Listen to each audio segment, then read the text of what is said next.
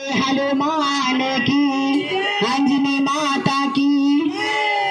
हारे के चुटकी से दुरा लेके दले फुरफुराए बाजा डांगी हो, दले फुरफुराए बाजा डांग। हरे साथे दहिया हो गेल लाल लाल बाजा डांगी हो, साथे दहिया हो गेल लाल लाल सारे दहिया हो गेल लाल लाल बाजा डांगे हो, सारे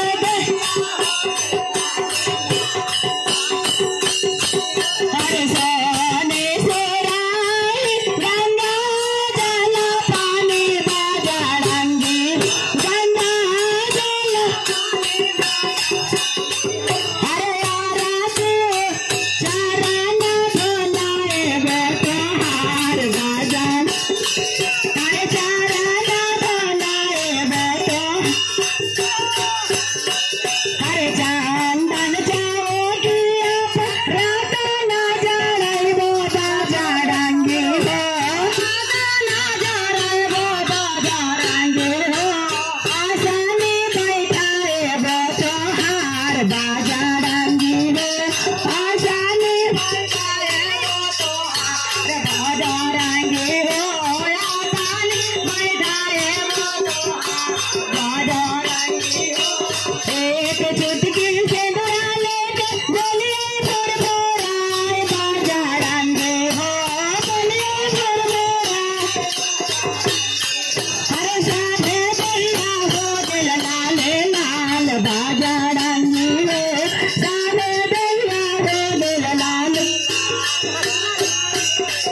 हरे सोने के प्रातन लगे सजाए वो बाजा डांगी हो, सजाए वो बाजा डांगी हो। भोगावा लगाए वो तो हार बाजा डांगी हो, भोगावा लगाए वो तो हार बाजा, भोगा लगाए वो तो हार बाजा। कांचना तारी कपूर के बाती बाजा, हरे आरती उतारा वो तो हार बाजा डांग, आरती उतारा वो तो हार बाजा। हरे घरे घरे जाके सखिया बोले वो बाजा डांगी हो, सखिया बोले वो बाजा डांगी हो।